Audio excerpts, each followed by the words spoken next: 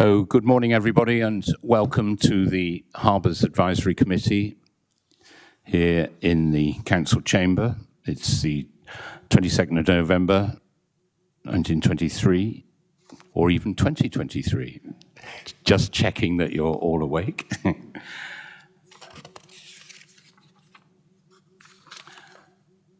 So we welcome all our members and our officers here today. So we'll just run round and introduce ourselves. I'm Councillor Mark Roberts, Chairman. Rob. Good morning, everybody. Councillor Rob Hughes, Vice Chair of the Harbours Committee, member for Weymouth and Portland. Sorry, Portland. Old days. Dave Bolwell. Yeah, good morning, member for Bridport. Sarah Williams. Sarah Williams, also Bridport. And our independent members, Philip Thickness. Good morning, Philip Thickness, Independent. Richard Tinsley. Good morning, Richard Tinsley, Independent. And Mark Saxby.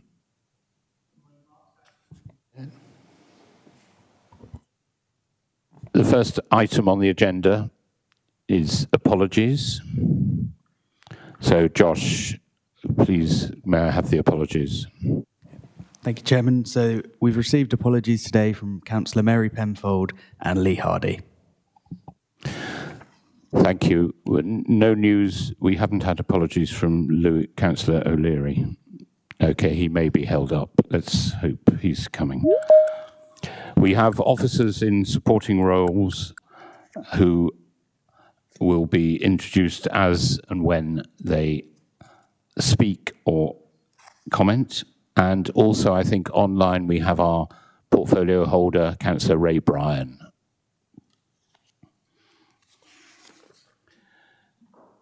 The next item on the agenda, item 2, is the minutes of the Harbours Advisory Committee, which we need to confirm the minutes of the meeting held on the 20th of September 2023.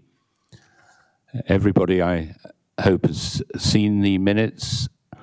Do I have any comments or corrections? Or Richard? Yeah, just one slight correction to section 22 about the safety marine plan. I think we agreed to just update the actions on that plan for the next report.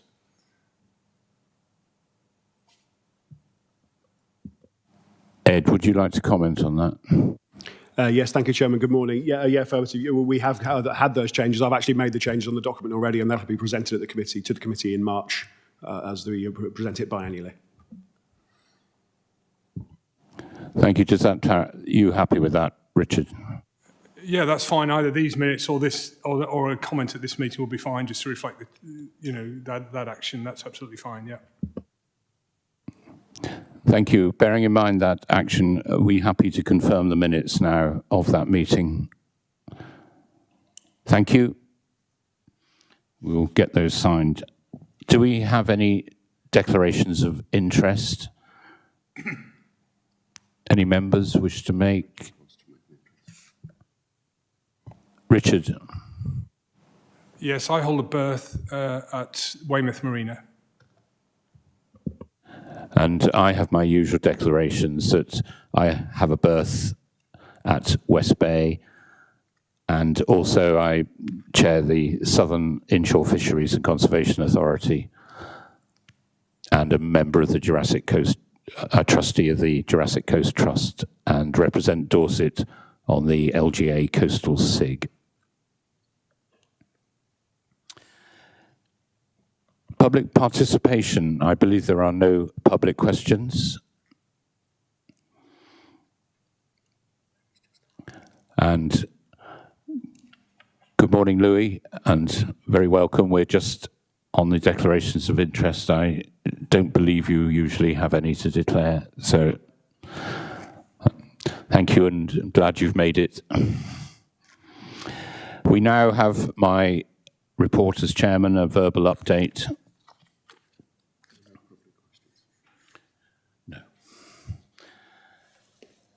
I'm delighted to welcome Mark Saxby here as now a full independent member of the Harbours Advisory Committee, approved by full council on the 12th of October.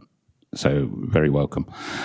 And thank you to all the members who were able to attend the workshop on the 12th of October, where we explored all the options regarding the fees and charges. So thanks to everyone who contributed to that.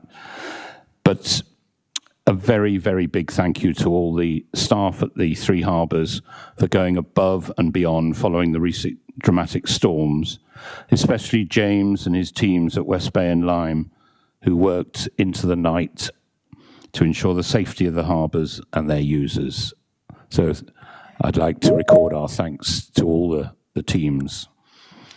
And a break in the weather on Saturday, the 4th of November, enabled a fabulous view of the fireworks on the harbour at Lyme Regis. It was really quite spectacular. So thanks to all concerned with staging that. That's my report. We now have the Harbour Consultative Group minutes, and I think we have online, we have Simon Miles for Bridport. Good morning, Simon. Good morning. Good morning. There we are. Good morning. Thank you for the opportunity to present these for you. Briefly, hopefully had a chance to have a read through our minutes from the previous meeting, which were it was another good, fairly robust meeting in West Bay. Interesting on all aspects. I won't go into detail because we'll be here for many hours. But briefly, just wanted to touch on a few of the highlights from that evening. We were offered a presentation from Amanda Anderson regarding the Harbour Watch scheme, which we're looking to implement in West Bay Harbour. The Harbour groups supported that, and we're looking to have that initiated for the opening of start of season 2024. It's also interesting to note that it's in addition to an existing support group. There is a WhatsApp group which has been formed in West Bay Harbour by a lot of the sort of traders and operators in and around West Bay.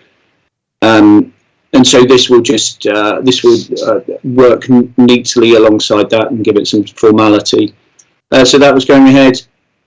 It was noted that funds from the harbour some funds to be committed to improving and developing the aesthetics around the harbour. We're looking at the smaller, high impact, low cost, high visibility, such as planters, benches, better signage, just to improve the user, the physical user visibility of West Bay as guests wander around. So that was discussed, and we look forward to that. Improvements, again, I'm afraid, improvements in cleaning to the toilets, that was noted and brought up. Hopefully with a resolution and repair of the harbour wall around the mound area, and that will bring back the opening of the public toilets there, so we won't need the temporary loos we brought in this summer. Again, it was noted there was a desperate requirement for more bins and recycle points around West Bay Harbour. This is ongoing, and I think it was agreed by all that that an improvement to the physical number of dustbins and recycle points in West Bay would be appreciated. It isn't so much the lack of emptying of existing dustbins; it's just that there physically aren't enough, and litter is overflowing, and then the ongoing implications of that. So we're looking to that, and also looking at the scheduling of when they are emptied. So perhaps conversation with Waste Partnership for that. So that's looking forward. It was also noted that a large number of food suppliers, there are a large number of food suppliers in a relatively small area of West Bay Harbour, so there's a high amount of litter generated, but 99% of the outlets are providing the products in vegware and compostable paper containers. So we would really like to improve recycle points. Recycling is a way of life these days. People are expected to recycle, and people look to recycle at home and whilst taking breaks and holidays. So we'd really like to improve on, even if it's a seasonal recycling point, we'd like to move towards that. I'm afraid parking rates were discussed. That was a large part of the meeting. First year of kind of higher priced parking in West Bay, it was discussed that it could be blamed for a drop of 20 to 25% of sales, and that was attributed predominantly to the parking prices, which could be a concern. There was a couple of the traders there have similar outlets in similar seaside resorts, so there's a fair like-for-like comparison there. But that's ongoing. Parking permits were discussed. There were a number of the traders that have workforce that come in on different days, and so purchasing individual passes for set vehicles. So it'd be good if there was a company pass. That's what we were looking for, that could be shared amongst users. So we're looking into developing that. And lastly, it was touched on by Chairman in his opening report there, that in addition to the meeting, just to say that following the storms of late, it does appear that minimal damage and minimal disruption to community property and trade in the harbour. So thanks to James and the team. So the provisions in place for storm protection do seem to be working. So that's always good. And it's also noted that the works to the roundabout and the mound have now started post-season. So minimal disruption. It would be good to get the plastic barriers moved and the wall secure. So that looks like it's moving forward. So those were all the points that were touched on and discussed in West Bay Harbour.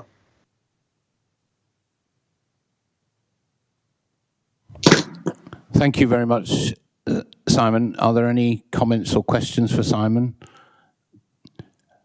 I will just say on the car parking, I have raised one or two of these issues with the portfolio holder, particularly in relation to the station car park, which was in a previous tier, so we're looking at that.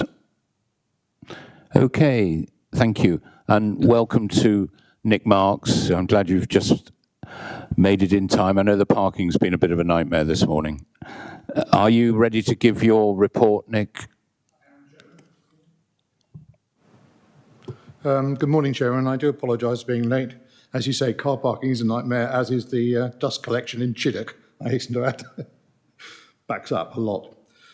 So this is the report of the Lyme Regis Harbour Consultative Group. We met on the 5th of October, and the meeting began with two presentations from external bodies. We had a few technical problems, poor audio, but we managed to get the gist, I think, of what was said. The first one was from Dorset Police, and they were outlining a proposal to do a harbour watch scheme in Lyme Regis. Much as the same, I think, has been rolled out successfully in Weymouth. This was generally seen as a positive development, and one which the town or the harbour in Lyme Regis is keen to embrace. We suggested a launch event could be held in the lifeboat station on the 13th of April of next year. The second presentation was from Dorset Coast Forum, and James Mitchell gave an update on the COB stabilisation scheme, and reported that feedback on consultation exercises have been good. And the topic was also discussed later in our meeting when the group members expressed some concern about this project in the round, the slip in the timescale, the funding shortfall, and what impact those may have on the COB infrastructure itself. The subject of dogs on the COB was discussed, And whilst the public space protection order consultation had now closed, the HCG was advised that the survey had not included the cob, including the area where fishermen offload catch, and this was a concern.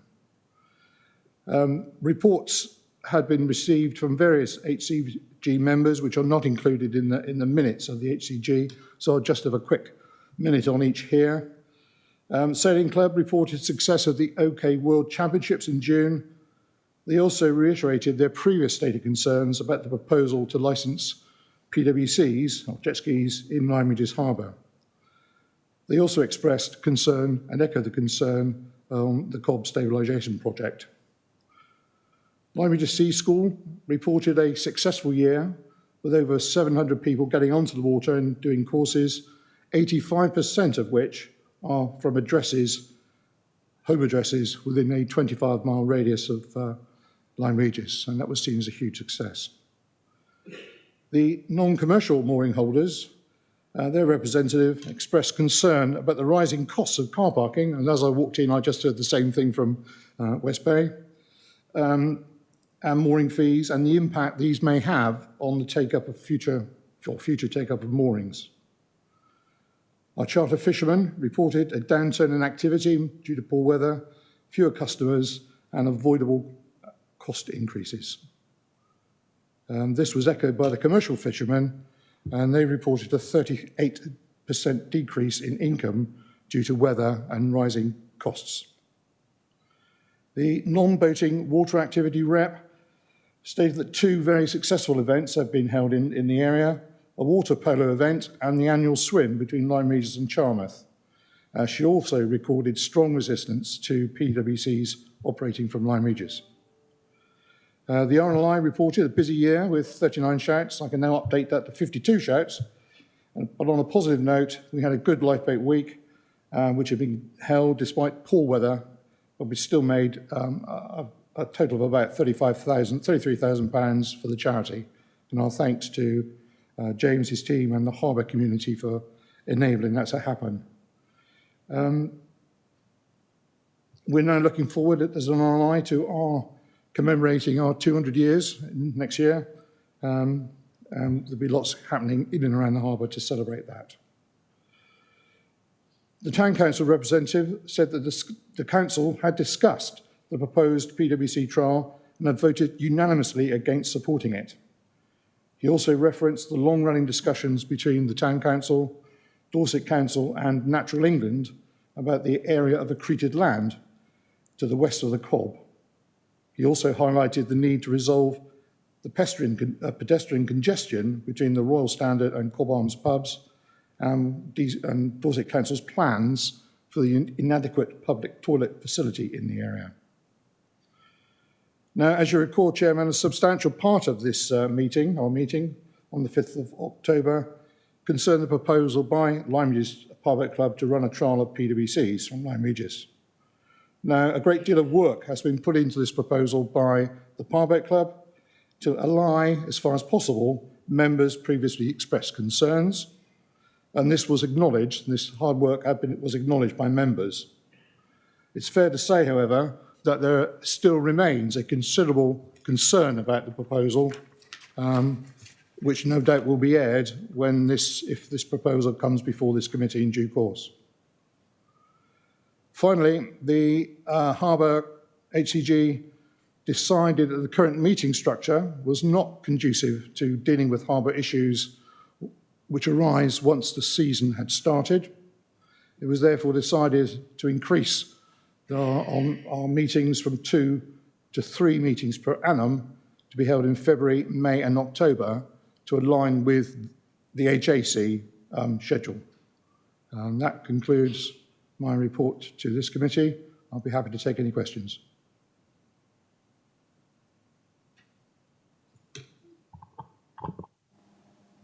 Thank you very much, Nick.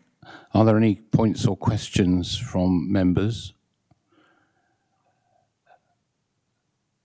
I would just like to say that the recommendation in there that there would be a proposal brought forward to the committee about the PwCs and officers have been going through the paperwork submitted by the Lyme Regis Powerboat Club, and the matter needs to be given careful consideration, including potentially obtaining legal advice. And once that process has been undertaken and subject to the content of that advice, the matter will then be brought before the Harbours Advisory Committee for consideration. Just to explain, because some members might have been expecting it to be raised today. So thank you for that. Thank you for that comment. Now, I hand over to Andy Sargent online for the report from the Weymouth Harbour Consultative Committee. Good morning, Andy. Good morning, Chair. Thank you very much, and thanks for Simon and Nick for comprehensive reports from their harbours. Yeah, praise of the meeting held on the 11th of October at Weymouth. We discussed the matters that were still outstanding, one being the drainage under the town bridge when it floods, which is still outstanding from highways, and also the sand jetty integrity, which the Harbour Master was going to continue to chase with regards to the flooding. We received a very comprehensive report and update from the Harbour Master regarding everything that's going on within the harbour and the foreseeable future, which was nice to hear. And also the update on reports and incidents that had occurred within the last period. And it was good to hear that there were ongoing work to streamline the incident reporting system, which is always a bonus to get a true reflection. It was good to hear that the peninsular regeneration was going to commence, and the contractors were starting on the Monday after the meeting, which I see them over there every day with their diggers, moving around, the flashing lights and beepers. So things seems to be going on well, which is nice to see. The members or the fishermen and also the local angling society gave an update regarding the junior angling competition on the pleasure pier. It went well, and the repairs that have been done down there to make it safe with the railings. So that was nice to hear. Also raised was a question regarding whether the toilet block was going to be open again on the pleasure pier. And this was something the Harbour Master was going to look into and see how it was going to progress in the future with the redevelopment. There was also noted of the demolition of the council offices and North Quay, and there was inquiries as to regards to any closure of North Quay itself while this is undertaken, and there was concerns raised by the members regarding the restrictions that would impose should that be needed. Update from the members, the passenger carrying vessels raised, similar to my friends in Lyme and West Bay, was the car parking charges. It seems to be a common denominator between all the places now, people being put off to come down because of the severe prices.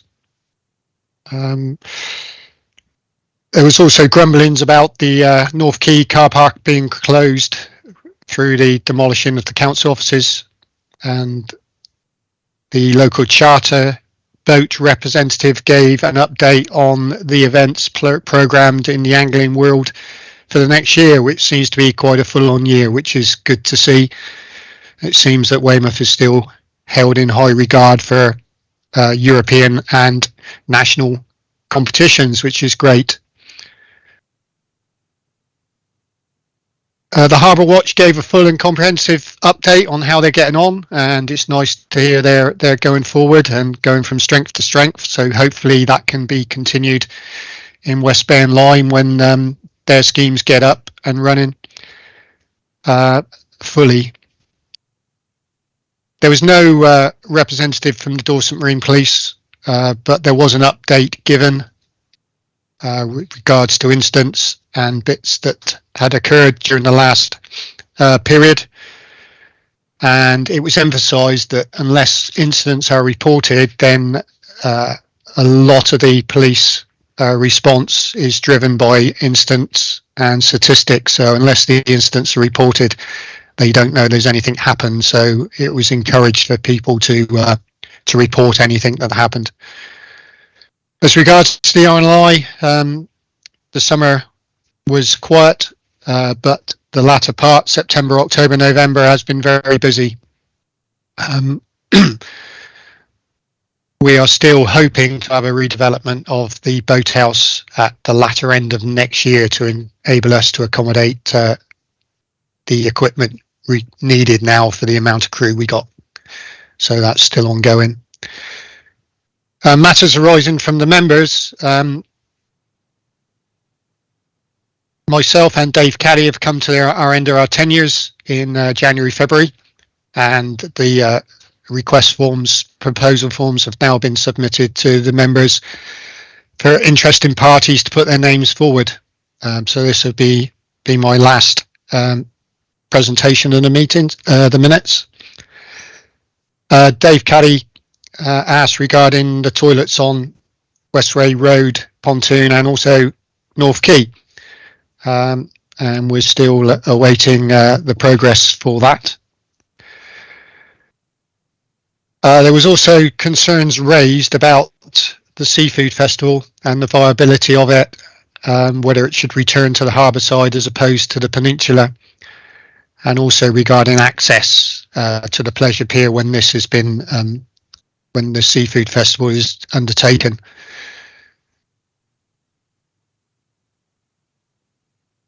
Also was raised regarding another car parking matter was motorhomes in the Pavilion car park. There seems to be a great number of those, ever increasing, parking down there, although it is forbidden. And it was raised whether it might be an idea to look at the possibility to actually make this camper vans able to park there and charge them, which might produce more revenue as opposed to dishing out tickets and upsetting people. This then could be used perhaps towards facilities down there, as in the toilet for the pleasure pier, and people using it to fish down there over the night. So there was some, the harbour master was going to look into that. There was also raised oversized vehicles parking in the car parks, and it was confirmed that penalty notices would not be given to vehicles bigger than the permitted length in the designated spaces, as long as they didn't overhang too much. There is an ongoing issue still with traffic management when the cruise ships drop their people off at the back of Brewers Quay, which the harbour master was going to talk to Portland Port about.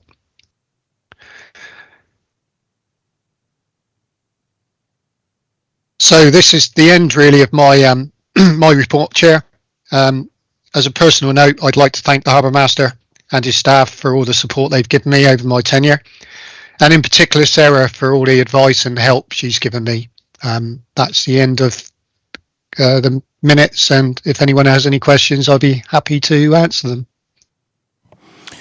Thank you very much, Andy, and we've really enjoyed and benefited from your chairmanship of the consultative group over the last few years. It's something I always look forward to attending, and I think members can see from the comprehensive detail from all the consultative committees how valuable they are in guiding us as an advisory committee, and the two-way communication with all the harbour staff. I do just have a quick comment from the portfolio holder about the flooding under the bridge. He has asked Highways to investigate that again. So hopefully, Andy, that will now get done. Very sorry to see you go, Andy, and you've been a great asset. And thank you for your final report. I hope you continue to support us. Thank you. Thank you, Chair. The next item on the agenda is item 7, the Harbour Master updates. And we'll start with James Radcliffe for Bridport, West Bay, and Lyme Regis Harbours report. James. Thank you, Chair. Good morning. So the stats report show a slight increase in season tickets, while single launches have seen a decrease. The increase in season tickets can affect single launches as well as the weather experienced this year during July and August. Quayside parking has seen an increase this year, with the facility being opened up to all harbour users rather than just the launching vehicle. The shop, compared to this time last year, is down, and this is mainly due to the current vacant harbour engineer's post. Parts purchased for this service would go through the shop and are currently not required. We hope to go to advert in the new year to continue this service from next season. Diving airfields are down on comparison to last year, whilst commercial usage remains good. Many weekends were lost in July and August due to the weather, and this affected the leisure diver. Waiting lists for the leisure have seen a decrease, with many moorings offers going out earlier this year. Winter promotions for moorings next year are being planned, and our current occupancy for leisure is 96% and commercial is 69%. The stats for Lyme Regis show the season tickets are comparable to last year, while single launches and visiting boat nights are down and have been mainly affected by the weather. On many occasions, the pontoons had to be disconnected from the shore due to the unfavourable weather. Although the quayside parking income looks lower than this time last year, the AMPR income comes in a month after it has been taken. It's also worth noting the parking area used for commercial harbour users has been closed for the groundworks to happen for the new Harbour Master store. The shop continues to do well and has seen a slight increase from this time last year. Mooring allocation was up in the year, with occupancy at 93% for private and 92% for commercial. Our staff have been completing courses such as Sea Survival, Powerboat and VHF, and in the new year we have courses booked up covering the 3-day Harbour Masters course, Day Skipper Theory and First Aid. As you've heard from the Harbour Consultative Groups who met in October, and the minutes from these have already been reported to you by the group chairs Simon and Nick, the meetings were well attended, with all areas of the harbour being represented in one way or another. At the recent meetings, as Nick has mentioned, for Lyme, there has been a keen interest for an additional meeting in the year. Both harbours have now set this up for an additional meeting in February, so it can be fed into the March Harbour Advisory Committee. This will bring the meetings up from 2 to 3 a year. Regarding the HRO, currently we've got no update at this time. This is still with the MMO. Our harbour works, the dredging and beach replenishment works are still on schedule, with the works currently out to tender. And they still plan to start early March, with completing Lyme Regis by the Easter holidays. At Lyme Regis, the Harbour Master storage building is taken a step closer to being started, with National Grid arriving on site next week to the excavating works required to relocate the cables, remove and install the new pole away from the site, leaving the area clear for the builders to move in and start construction in the new year. Accidents and incidents. During the recent storms at Bridport, we had a commercial vessel break free from its moorings where the mooring lines had parted. The owner required assistance to re-secure the vessel. 2 further vessels were washed off their blocks and stands when a large wave came up over the rock armour located behind the pontoons, onto the slipway area and up into the Mount car park. These were both recovered by the harbour staff and put back onto their blocks. At Lyme Regis, approximately 400 tonne of pebble and beach material washed off the Monmouth Beach and onto the Cobbs Causeway, with half of it being deposited in the harbour, requiring excavators and dump trucks to remove it all back to the beach.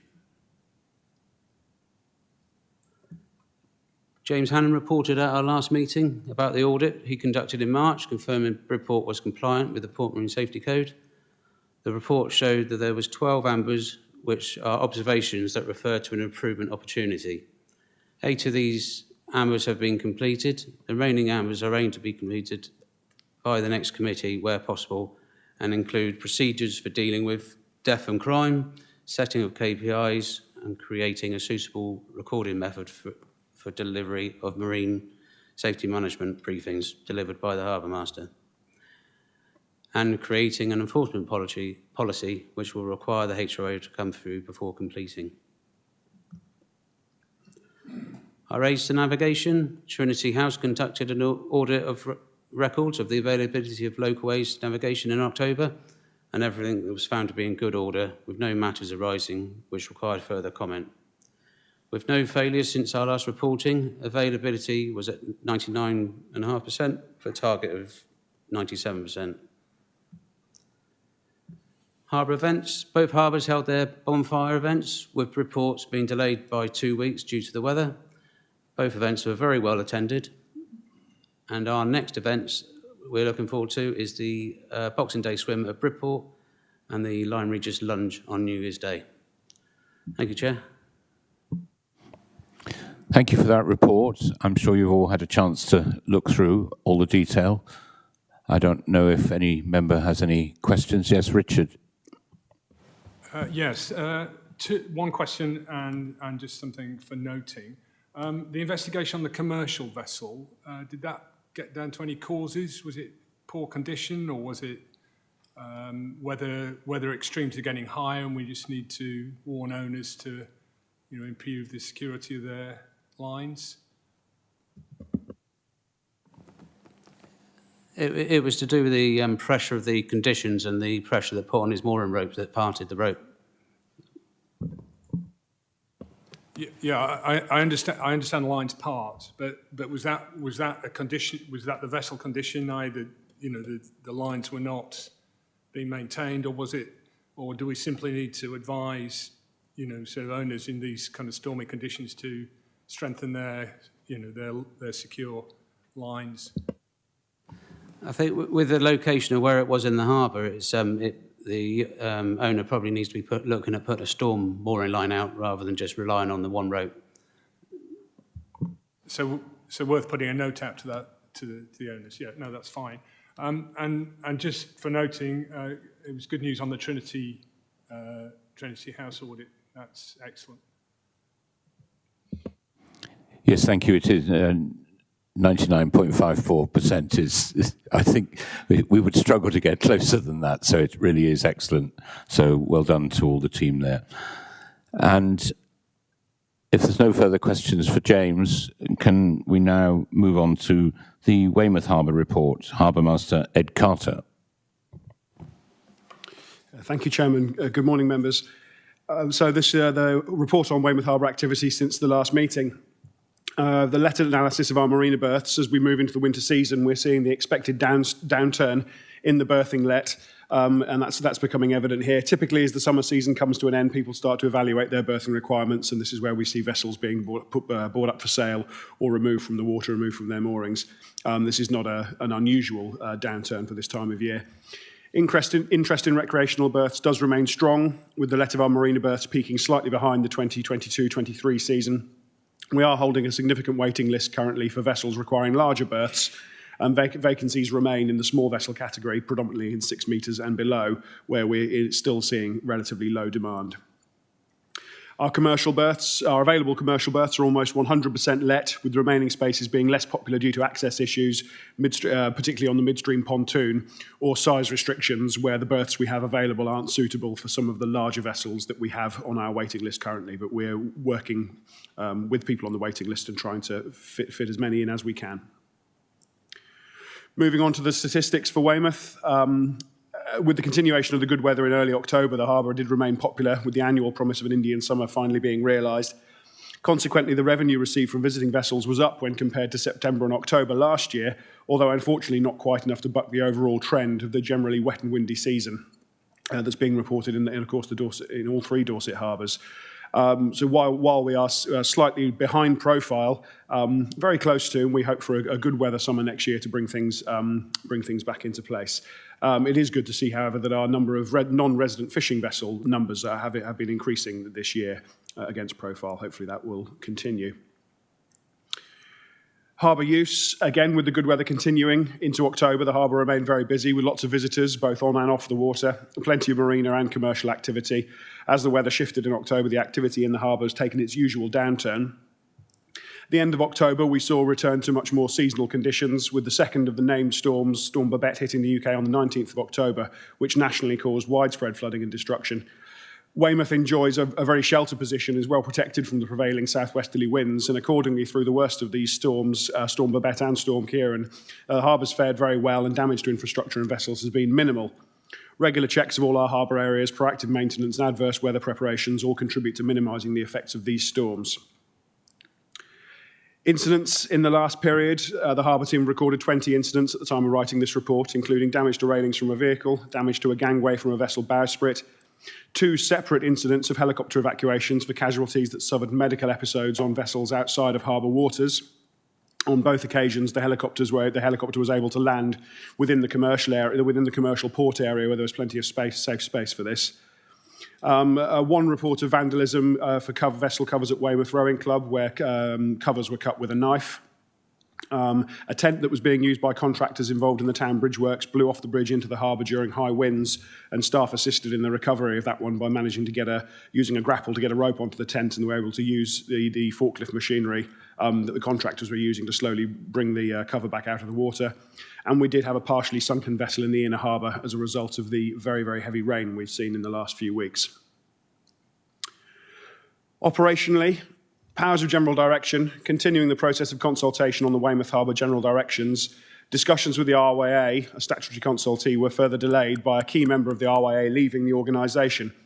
Conversations are now reaching their conclusion, with all points of concern raised by the RYA being addressed, and some minor amendments to the directions are being made.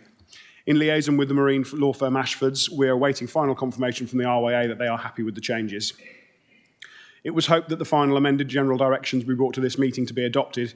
However, the decision has been made that as the directions come immediately into force at the time of adoption, due to the late amendments at this stage, it's prudent that the full and final report be made to this committee at the March 24 meeting. This will allow the Harbour team to fully assess the implications of any amendments and ensure that no unintended complications or effects arise from this complex process. Oil spills in response, I'm happy to report that no oil spill or pollution events have been attended by harbour staff during this reporting period. On oil spill in response, we've completed all of our required oil spill training exercises under requirements by the MCA this year. And of course, we're looking to plan more as we move into 2024. Moving into harbour works, all of the following works are being completed in line with or in pursuit of strategic goal 1 of the Dorset Harbour strategy in maintaining safe working harbours. The new visitor pontoons, following the reports of the black defendering that was marking vessel hulls and fenders, the decision was made to replace the fendering with a grey EPDM, which is a type of PVC instead. Replacement of the fendering is very nearly complete and will be finished well ahead of the 2024 season. I'm happy to report that replacing this fendering has removed all issues of marking that we were seeing on vessels. Temporary winter berthing is proving popular. At the time of writing this, we had 8 vessels already arrived, more making inquiries. We now have, I think, 10 vessels in for the winter. During the demolition of the old council office building, as was raised by members of the consultative group, during the upcoming repairs to Wall 4, while all efforts are being made by contractors to minimise the disturbance, we have put some space aside in the outer harbour for any vessels berthing close to these works to move temporarily if they have any concerns. We'll continue to obviously work with all our berth holders to make sure there's no disturbance there. The Weymouth Quay Regeneration Project, very happy to announce that contractors arrived on site to begin work on the 16th of October. We're holding regular site meetings to ensure the timely delivery of the project and its core objectives. A communications plan has been developed and we're issuing regular updates on the Weymouth Harbour website. At the moment, there's not a huge amount to report. Everything is running to schedule, lots of holes being dug, concrete pads being laid. But as things start to progress out of the ground a little bit more, we'll be, again, issuing more information and photographs into the public domain. A steering group that was initially intended to work on the further beautification of the pleasure pier, we're expanding in scope to encompass the public realm development of this project, and also looking to align the proposed public realm aspects of the future repair works to walls F and G around the peninsula.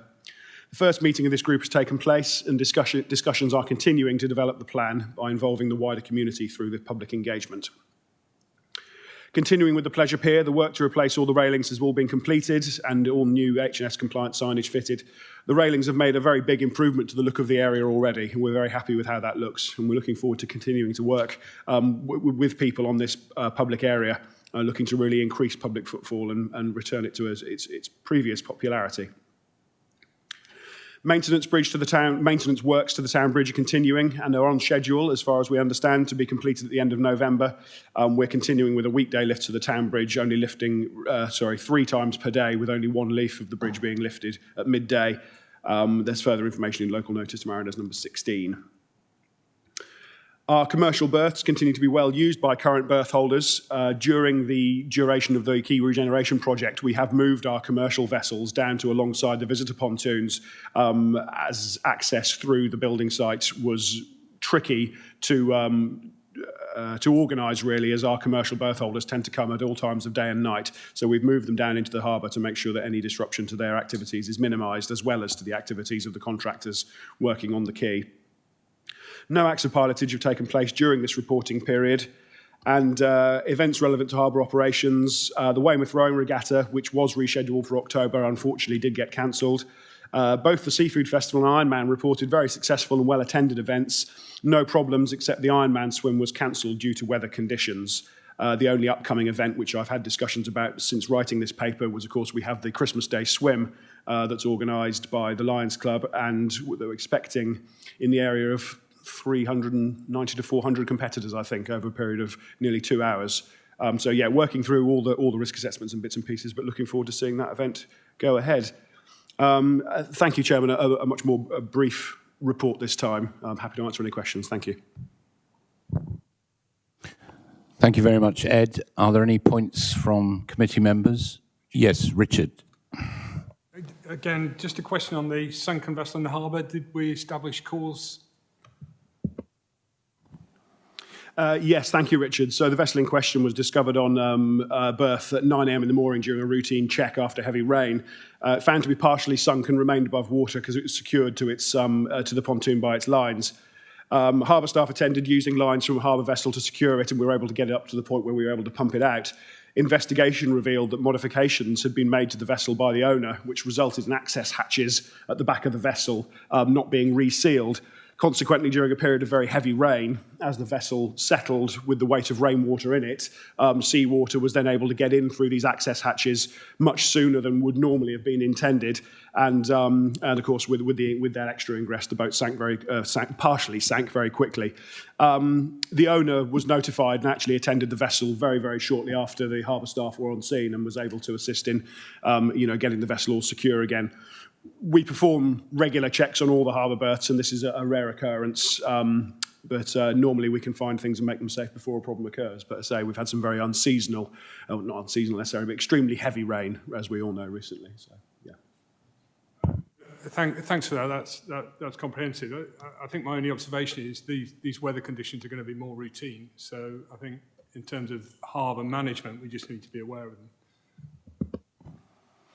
Yeah, absolutely. Thank you. We try to be as proactive as we can. We send out sort of adverse weather warning reports to vessels, asking them to check their to vessel owners rather, asking them to check their vessels. And again, we do keep a regular check. But yes, I do take your point. These weather events do seem to be increasing with their severity. So yeah, something we will absolutely manage going forward. Thank you for that, Ed.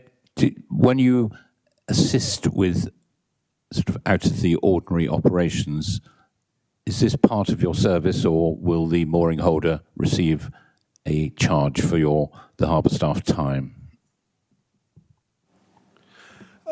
It's all very situational dependent for me. I very much see that the harbour is there to provide a service, and the vast majority of boat owners look after their vessels extremely well. And it's not for us to sort of penalise them when events do occur like this. Typically for me, if staff are attending a one-off event and we're on hand to assist, and we're on hand to assist easily, and it doesn't take a huge amount of resources, time or otherwise, then I do feel that we should be assisting where we can. can. However, where we have situations perhaps where a vessel is a regular offender and advice that we're giving to a vessel owner is not being listened to, and we see that we're having to continually get involved, then that would be the case where we would be recording our time and, of course, looking to pass those charges on. Like I say, a bit situational dependent, but yes. Thank you. That seems very fair. Thanks. Yes, Mark. I was lucky to have a tour from Ed around the harbour. One issue that came up and then resonated with me in light of that discussion is about orphan vessels, and asking Ed whether there are any issues with that in the harbour and their disposal. Thank you. Yes, thank you, Mark. Yeah, it was a pleasure to show you around the harbour and show you what we're up to. Abandoned vessels are a perennial problem for harbours across, nationwide. I doubt there is a single harbour without some abandoned vessels in place.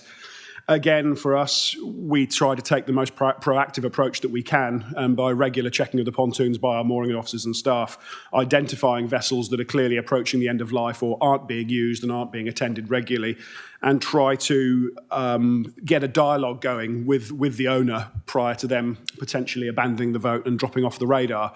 It's something we do have to keep an eye on all the time. There are extremely limited options for disposing of end-of-life vessels. There are very few local boat breakers. There's one in Gosport in Portsmouth that is very able to take care of vessels like this, but of course at a cost.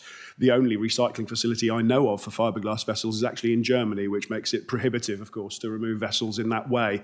Unfortunately, at the moment, most vessels of this type, if they do go to disposal, end up in landfill, which of course is not ideal. So we try and take the most proactive approach with this. Not a huge amount to say really at the moment. We only have a very small number of vessels, and again we have a weekly report from our moorings officers that keep us appraised, keep me and of course the rest of the staff appraised on which vessels they are, what actions being taken, what level of communication we have with the owners. We try our best to keep on top of it. Thank you, Ed, and thanks, Mark. If there's no further points, I'm going to ask members, the recommendation is to note the updates from the Harbour Masters. Are we content that we've noted them? Thank you. We move on to item 8, which is the FSERM engineering update from Matthew Penny. So, Matt, over to you. Thank you, Chair.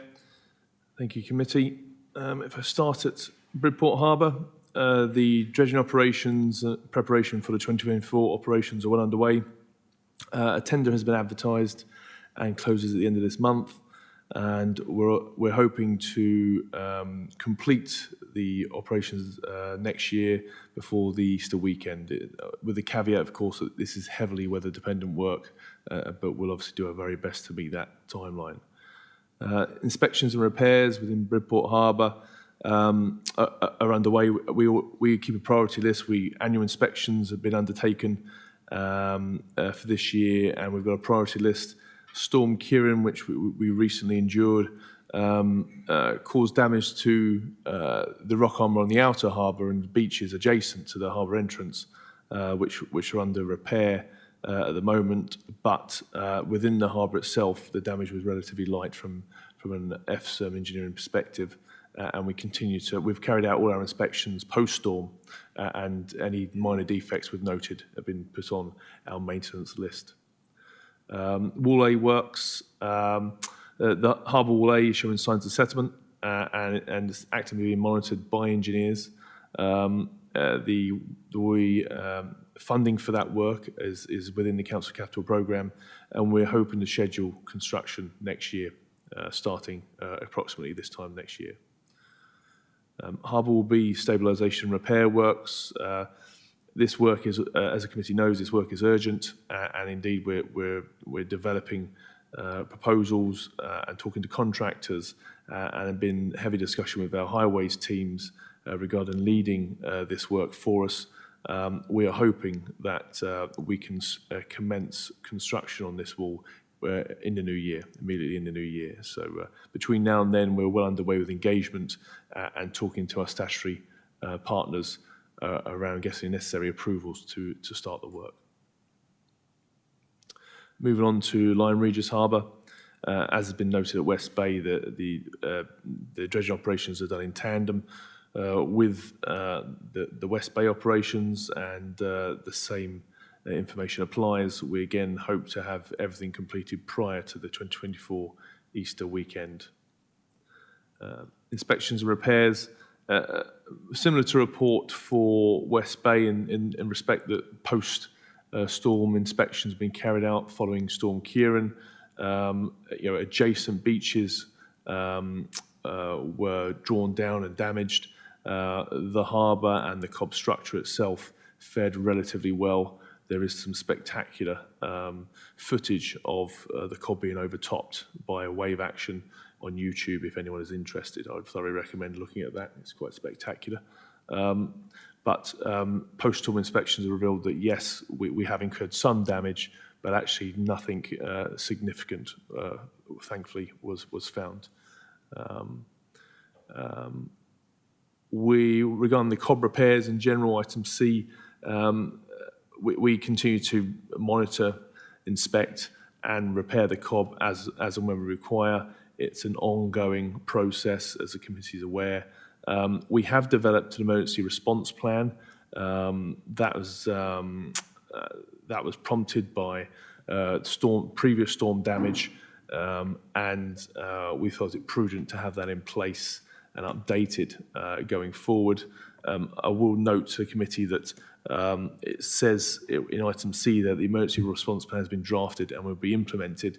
It will be implemented if required. It won't be implemented if it's not required. Obviously, it's not needed at this time, but it'll be implemented if required.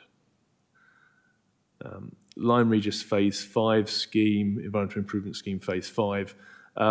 The committee, I verbally updated the committee previously around the funding shortfall, and we continue to work hard to try and bridge that gap. A number of different options being looked at, not just in increased funding, but also in value engineering the scheme and hopefully bringing those costs down. So we're carrying out further investigations and design analysis in the hope that we can bring those costs down to help us bridge that gap. We obviously are very keen to progress this scheme as fast as we can. Whilst there is the funding issue, we continue to progress other discussions with our statutory stakeholders who we require permitting approval, etc., to carry out work. So that work is ongoing in parallel to the funding investigations and proposals that we're hopefully going to come online in future. Construction is scheduled for late summer 2025 still. In Weymouth Harbour, inspections and repairs are very similar. Again, the adjacent beaches to the harbour were drawn down. Damage within the harbour from Storm Kieran was very light. We've got our maintenance list. Annual inspections have been carried out, and we'll obviously continue to carry out that maintenance as funding allows, as our revenue budgets allow. But that work is always ongoing, part of the coastal team's remit. Item C is an update around the Weymouth Flooding Coastal Erosion Risk Management Scheme, phase 1 of that. So the outline business case is ongoing. Modelling is taking place at the moment, which will help give us our benefits for the scheme, how much benefits we get. This scheme, and indeed a lot of capital schemes at the moment, it's a general principle across a lot of our work, is that funding gaps are increasing. The reason for that is that basically costs are going up. They have been going up over the past few years, as everyone is aware in general. The construction sector is no different, in some respects is worse than others. But the benefits, the benefits we can gain from our grant funding doesn't increase. So therefore that gap continues to grow. And there is a hope and a push within the FSERM sector to central government that actually the funding mechanisms will change and recognise the fact that benefits are not increasing in line with inflation, whereas costs obviously are. So we are working hard, as with the Lyme Phase 5 scheme, to try and bridge that gap and looking at what we can do in order to get other contributions from third-party actors and partners in the sector and indeed around Weymouth. Chairman, I'm sorry, I have to go, or I'll get a car park ticket. Harbours F&G on the peninsula was referenced by the Harbour Master. We're continuing to progress a scheme, and we're in detailed design phase at the moment for a 50-year life expectancy wall there. We're obviously working with our statutory stakeholders, Natural England, the Planning Authority, etc., in order to progress this scheme, and we hope to have started construction this time next year. So the team is working hard to get that delivered. There is, again, a funding shortfall with that scheme that's noted in the report, and we're working hard again to bridge that gap. Harbour Wall 4, Cabinet approval was received for the appointment of the contractor. That appointment has been made, formally made, and they hope to start later this month. And that project should be underway, and hopefully I should be able to give you a positive update around construction at our next meeting. As was noted in the Harbour Master Report, the Pleasure Pier work was successfully completed. And for the Weymouth Strategic Flood Risk Assessment Level 2, we're in correspondence with the Environment Agency about formally releasing the report and formalising our understandings of the study and its implications for Weymouth. It will have an impact around the harbour, but this report covers flood risk across the piece from groundwater, river, and coastal. That concludes my report, Chair, and I'll answer any questions if the committee's got any. Thank you very much, Matt. Very comprehensive report this time. Lots happening, and I'm glad that we've got some timelines, particularly at West Bay, on the emergency works there. And I would like to confirm, I know, Sarah, you were concerned that the public conveniences there would be part, and they are scheduled to be open again once the stabilisation has been completed.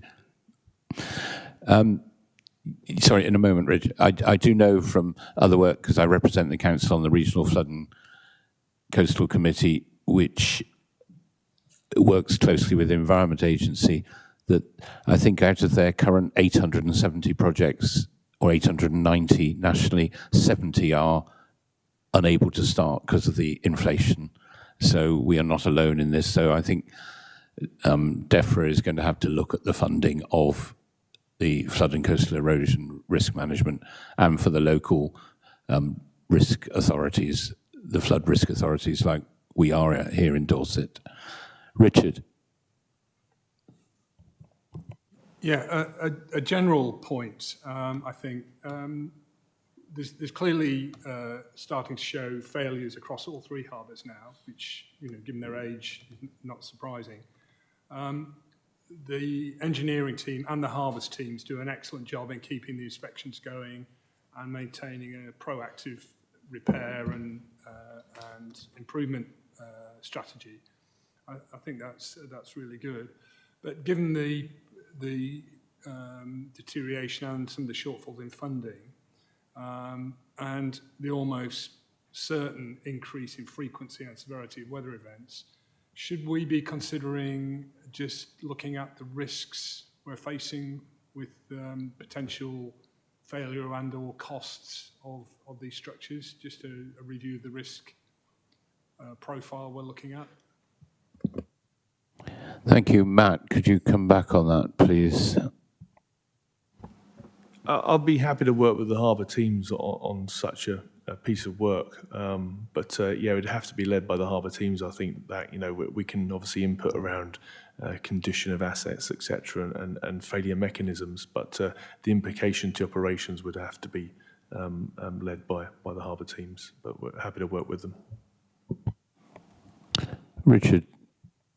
Yeah, I don't want crate work, but given the the potential, fixes run into the millions here, don't they? So I think just a clear, if we have a clear understanding what risks we're facing, I think it would, it would inform our strategy and our spend profile quite clearly.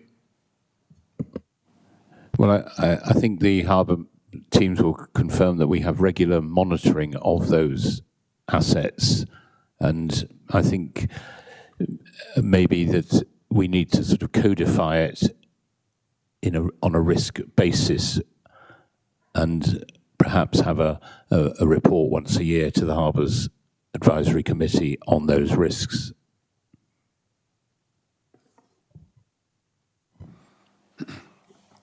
Yeah, thank you. Just in response to that question, I can confirm that obviously we are having regular meetings with the coastal risk teams. The ongoing financial implications of the repairs of harbour walls is something I think is on the minds of every team, and it's been discussed recently in other meetings we've been having.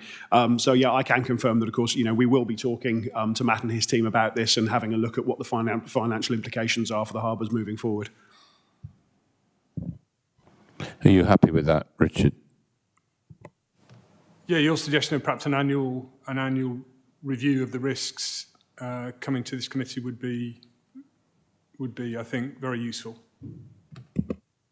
I think that's something we can just, when we come to the forward plan, we can look at that.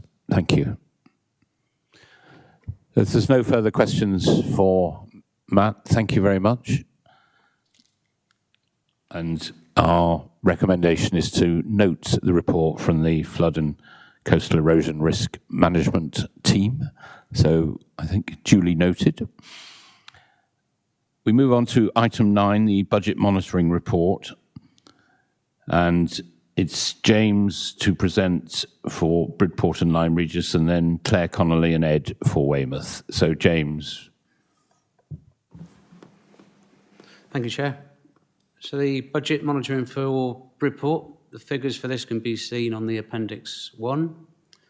The expenditure overall is 76,000 adverse, and the main variances to the budget predictions are on internal charges, an overspend due to anticipated management fees from the parking for the apportioned cost for the management and operation of all the car parks within the harbour areas.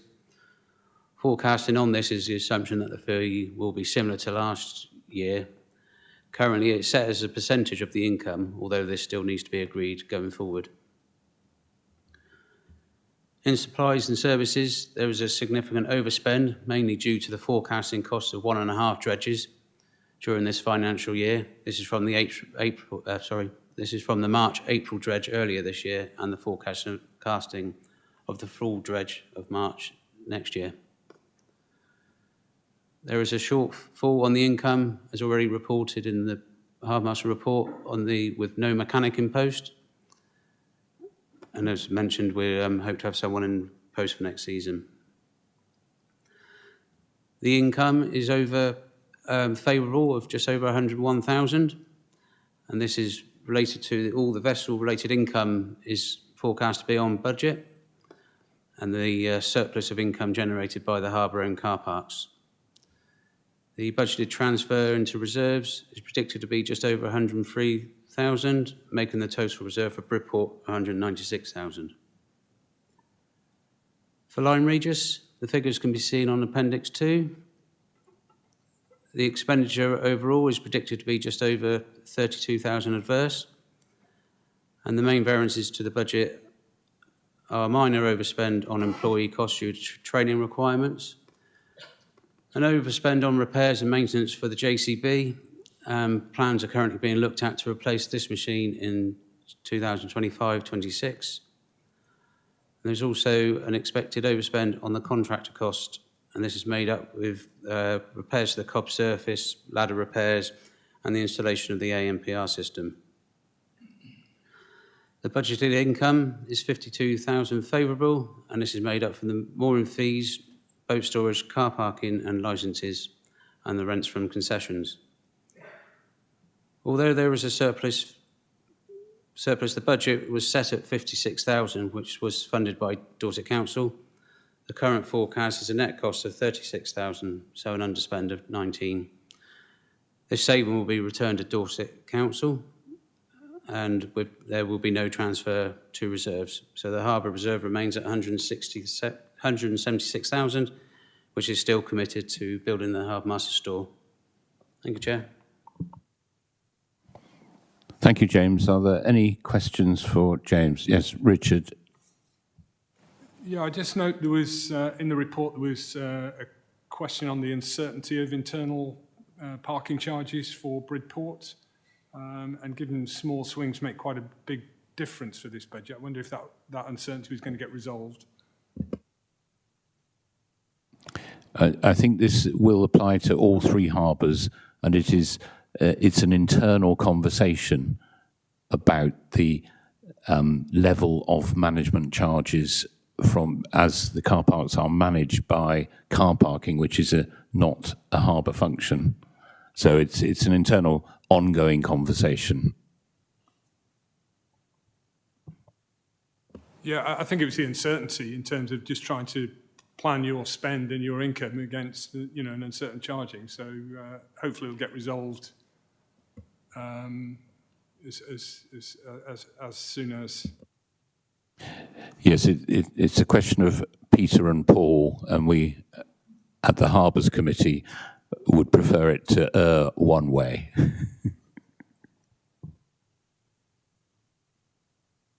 Thank you. If there's no further questions, we now move to Claire and Ed for the Weymouth report. Yep, thank you, Chair. So the forecasts for Weymouth are on Appendix 3. The Weymouth Harbour budgeted surplus is expected to increase by just over 59,000 this year. This will result in a surplus overall of 776,000 being transferred into the reserves at the year end. Variances related to income are detailed at paragraph 3.4. There's been reduced income from commercial berthing. In 2022, Griffin Towage went into administration. This meant that only one out of the two tugs will remain permanently berthed in Weymouth, currently being operated by Aquatic Towage and Marine. Space has been rationalised in the commercial area, potentially just in the short term. This will reduce income from pallet storage. As reported in the Harbour Master's report, there is reduced income from visiting commercial and recreational vessels, but both are an improving picture since the last reporting period. Income from annual and temporary marina berths, both on track for meeting budget expectations. We've got new infrastructure on our visitor pontoons.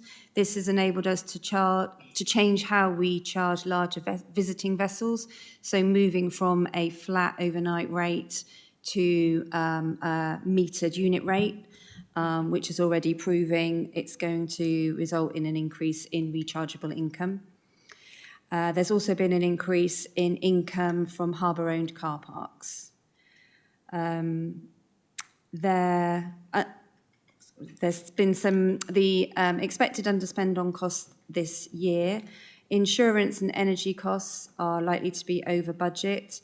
This has been offset by underspends on business rates, marketing budget, and some savings that we've made against seasonal staff. Paragraph 3.6 is a list of projects from the asset plan to be completed this year. This includes projects that have been carried forward from 2022. And that's it. The financial summary is shown at Appendix 6, and if anybody has any questions. Oh. Thank you, Claire. Any questions from members? If not, the recommendations are to note the budget forecasts for each harbour. And is the committee content that we note the reports?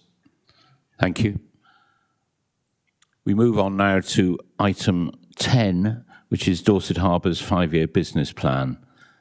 And Ed Carter is going to present this. And this is, of course, the business plan for all three harbours. Yeah, thank you very much, Chairman. If I may, rather than delving into the specific detail at length here, which of course we've discussed with members previously at informal committee meetings, I will just give a brief summary for the benefit of the record today, and then of course happy to answer any questions. So yes, as you said, a 5-year business plan for the 3 Dorset harbours of Weymouth, Bridport, West Bay and Lyme Regis has been created to drive the provision and development of infrastructure facilities and financial performance across Dorset Council's harbours. Unlike other harbours that have a single document containing both strategic objectives and business plans, the Dorset harbours have split these forward-looking proposals into 2 documents, the Dorset Harbours Strategy and the Dorset Harbours 5-year business plan. The 2 documents are intrinsically linked and designed to be read almost as a single document, with the business plan essentially forming an annex to the strategy, linking back to the delivery of our agreed strategic goals. In the summer of 2020, the Harbours Committee decided to create a strategy for the Council's harbours. A draft strategy was developed with input from a Harbours Committee subgroup supported by harbour user consultation workshops. After initial approval, the draft was open for public consultation from October the 11th to December the 5th, 2021. Around 1,000 people participated in the online survey, 82 responses received. Feedback was largely positive, with respondents agreeing with the strategic goals and the actions outlined. Comments received were categorised and considered by the Harbour Strategy subgroup, leading to updates in the final version of the strategy, and the strategy was then adopted in March 22. The strategy provides clear direction for the harbours, aids in decision-making and informs harbour users about priorities over the next decade. The intention, following completion of the harbour strategy, was to develop business plans for each of the harbours as a means to deliver the agreed strategy goals. Business plans have been developed over the last 6 months in consultation with the Harbours Advisory Committee, the committee chairman and the portfolio holder for highways, travel and the environment as the duty holder, and are presented today for further consideration. Unless there's any further detail you'd like me to dig into straight away, I'm happy to open it up for discussion. Thank you. Thank you very much, Ed. That was an overview of a rather comprehensive document here, and as Ed mentioned, it needs to be read in conjunction with the strategy, and that's why we haven't sort of included the strategy with it, because the 2 documents are complementary. Are there any points or questions on this for either the Weymouth plan or for James on the Bridport and Lyme Regis elements of the business plan? That's very good. Obviously, it's very clear and everybody has had a chance to look at it and understand it. The recommendation on this is that Cabinet approves the adoption of the Dorset Harbours 5-year business plan. So are members happy to, can I really have a proposal and a seconder that we propose to Cabinet that they approve the adoption? So, yes, Dave, you happy to propose? Yes, Chair, I'm happy to propose. And I believe, Louis, you're happy to second? Thank you very much. Is everybody in favour of this? Yes, that's unanimous. Thank you. The next item is item 11, the Harbours budget and setting of fees and charges for 2024-25. As the recommendation starts with approving the fees and charges, we will deal with that first and then come to the budget afterwards. So we're going to start with James Radcliffe presenting for the Bridport and Lyme Regis proposals for fees and charges. And you will note from the recommendation that that Cabinet asked full council to approve. This is because this is part of the overall council budget, and those who will remember from last year, it's a discrete but item within the whole budget. So, James, if you'd like to give an overview of the proposals for West Bay and Lyme, please. Thank you, Chair. So, all of our harbour fees and charges have been benchmarked against harbours geographically close to them, or either who are of a comparable size and offer similar services. So while benchmarking has provided a good starting point, consideration has also been given to the differing facilities and services on offer and our historic price increases. Dorset Council's minimum expectations is 5%, but this can be higher or lower where there is evidence to justify this.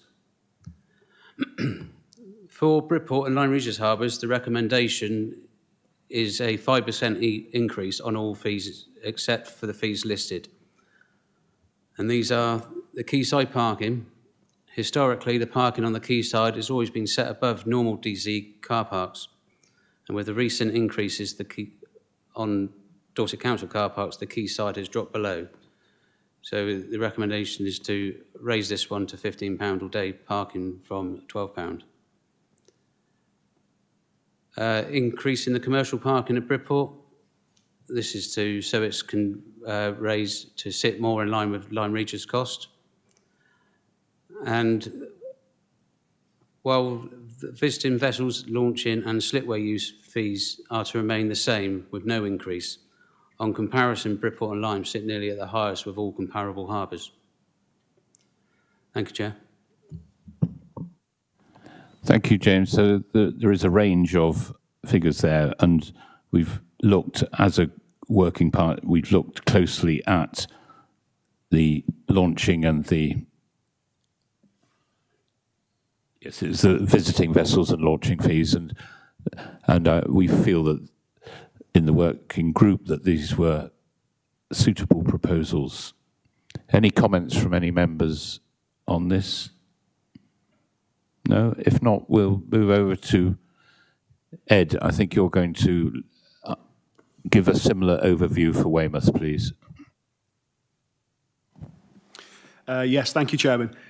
Firstly, I'd just like to reiterate the points made by James regarding all harbour fees and charges, again for Weymouth, have been benchmarked against harbours and marinas geographically close to them and to those who offer a similar service.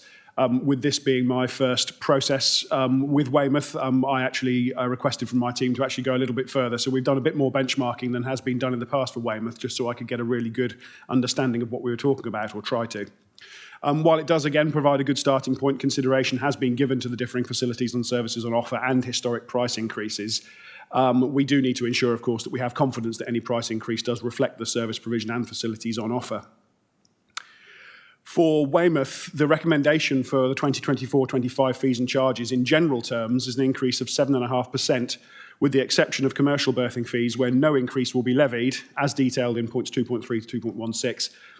Variations will occur based on the rounding up or down of fees to ensure prices are clear and easy to process. The increase proposed is based on information gathered as part of the benchmarking exercises, which established that the fees in many areas are considerably lower than in other southwest coast harbours and marinas.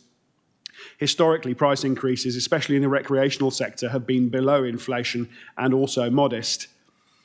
As detailed in the business plan, over the next 5 years, significant investment in the harbour is planned. Within the inner harbour marinas, a programme of infrastructure and pontoon replacements is required to maintain a safe working harbour and provide high-quality infrastructure and facilities in pursuit of strategic goals. Investment in these facilities is key to protecting our current and new income streams and to support existing developing leisure, tourism and commercial sectors, further contributing to our strategic goals and by making a significant contribution to the local economy. The income forecast for the next 5 years, detailed in the business plan, has been based on the proposal that's being put forward today. The plan does demonstrate that significant investment in the harbour over the next 5 years is possible, whilst maintaining a healthy reserve with which we can look ahead to the following 5 years. In a nutshell, that's the proposal there, and of course, happy to answer any questions. Thank you, Chairman. Thank you very much, Ed. Are there any questions for Ed on the Weymouth proposals? No? Right, we move on to the budget forecasts then. Well, the budget for 24-25 for Bridport first. James. Budget forecast for Bridport, the figures can be seen on Appendix 1. So the assumption for Bridport are to increase internal charges to reflect the parking management fee, a minor uplift in transport-related budgets, third-party budgets to cover the inflation on the dredging cost, and the increases in equipment and contractor budgets to cover some of the items in the asset plan. Increases to parking and concession income budgets to more accurately reflect the actuals observed. The predicted movement to reserves will be 91,000. And for Lyme Regis, small increases to the internal charges to reflect an estimated uplift in vehicle maintenance cost. Increases in premises budgets, an uplift in transport-related budgets to cover vehicle maintenance. Third-party budgets uplifts to cover inflation on dredging costs, and increase in equipment and contractor budgets, and an increase in parking and concession income. This still leaves a budgeted net cost of 33,000, so will still require a contribution from Dorset Council for 24-25. Thank you, Chair. Thank you, James. I know we do look forward to, as set out in the strategy, that all harbours become operationally self-sufficient. And it's quite obvious that with small harbours like Lyme Regis, that with the dredging that we need to do, that's, I think, it's always going to be a goal rather than an in-year achievement. But thank you for that. Are there any questions from members? Can I turn to Claire? Are you going to do, or is it Ed for the budget for Weymouth, please? Yes, thank you, Chairman. The budget forecast for Weymouth for 2024-25, the financial picture for Weymouth continues to improve and is forecast to return a surplus. The full budget summary is, of course, it can be seen at Appendix 3. 2024 will see the completion of the Quayside regeneration project. This will impact on aspects of the harbour budget with the introduction of new service provisions. The financial impact of these changes has not been included in this current round of budget estimates, however. The harbour reserves have been built up to enable the harbour to be financially self-sufficient. Weymouth Harbour has been successful in continuing to achieve a balanced budget whilst building the ability to invest into the harbour. For 2024, the intention is to compartmentalise the harbour reserve and to split it into separate streams. This is hope that will give us better financial clarity and show where and how the reserves are committed, and to better identify funds for future projects and investments. These separate reserves are as follows: an existing asset management fund, a development and project fund, maintenance dredging, pleasure pier, and an emergency and contingency fund. The detail of how the reserve split is also shown in Appendix 3, and full details of the investment programme are detailed in the business plan. I believe that's all we have on that one. So yes, happy to answer any questions. Thank you.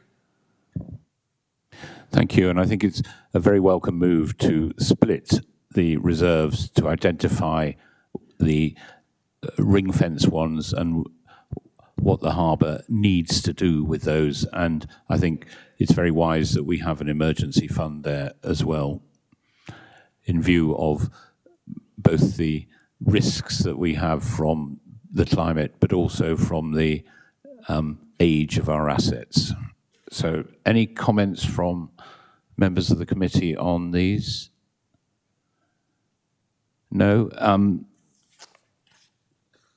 The recommendation, and I think if your members are happy that we'll do all of them together, is that we recommend that Cabinet ask full council to, 1, approve fees and charges for next year for Bridport and Lyme Regis, 2, approve fees and charges for next year for Weymouth, and 3, approve the budget for Bridport, 4, approve the budget for Lyme Regis, and 5, approve the budget for Weymouth Harbour. So may I have a proposer for these? Councillor Sarah Williams, happy to propose. Thank you, Sarah. And do we have a seconder, please?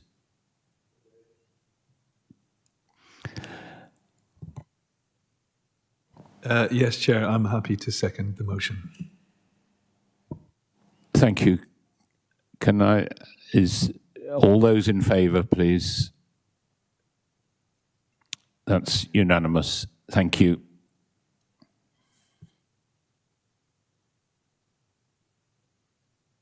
We now move to item 12, which is the forward plan, and Ken Buchan will present the forward plan. Ken. Thank you, Chairman. In addition to our standing items, our intention, as mentioned by Ed earlier, is to finally bring the general directions, consultation responses and any related updates to the next meeting on the 6th of March. In addition, we will be bringing forward a paper on the Weymouth Waterside Regeneration Levelling Up Fund project, looking in particular at the proposals for the peninsula. And just following on from Richard's comments earlier, we'll look to add a standing item on an annual review of risks related to the harbour walls, covering wall conditions, any emerging issues and potential implications of those. So that's the forward plan, Chairman. Thank you, Ken. Are there any further comments from members? And I think we're pleased to note the addition of the risk for an annual report on the assets. The recommendation is that we note the forward plan. Is everybody happy that we've noted that? Good, thank you. There are no urgent items and there is no exempt business, so that does conclude the meeting.